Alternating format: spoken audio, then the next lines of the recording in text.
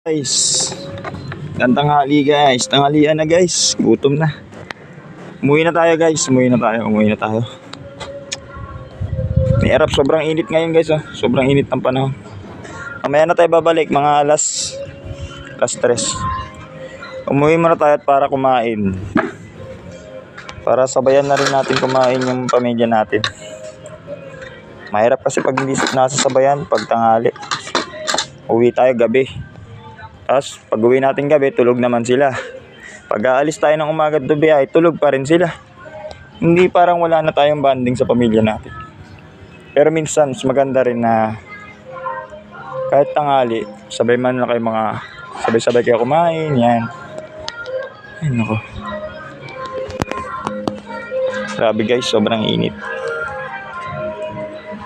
Pati nga yung mga kambing ko na-stress na rin, no? Sobrang init. Buti nga kamo kagabi at mulan, medyo lumamig-lamig. Saka ito kasi problema lagi ako sa motor ko, laging kumakain kasi siya ng langis. Bili na naman ako ng panibagong langis na naman niya. Ito, ng top 1. Mamaya na naman dadagdagan ko siya ng langis. Para hindi naman siya matuyuan ng langis. Toy! Pakay ko yung mga dyan!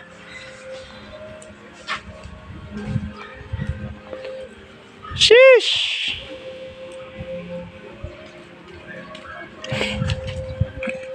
Ang ulam natin. Ay, ang sarap pala ng ulam natin ah. Sarap ba yan, gang? Ano yan? Adobo at saka ano ba tawag dito? Nilaga. Yun may yelo pa. Nasaan pa to? Nasaan yung anak mo? Kakain na. Nak! Nak!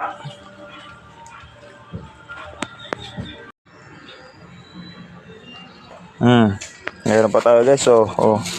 Dessert. Ano tong dessert na to, Tay? Ano to? Maha. Ayos. Bigay mo to kay Kim mo.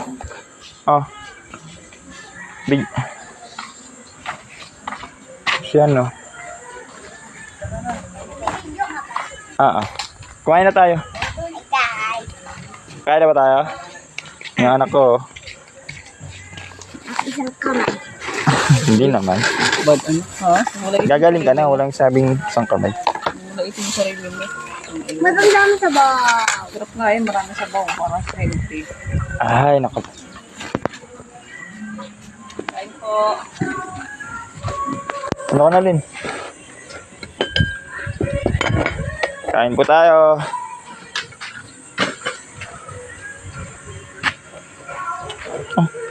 Sarap. Nak.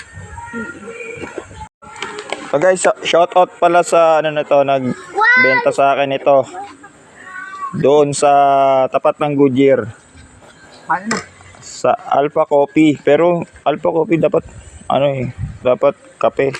Pero budget meal to guys, 50 pesos lang to. Sobrang sulit ng lasa. Sobrang sarap. Wala akong masabi. Yan siya. Diba? Sarap yan, Nak. Pwede, apa.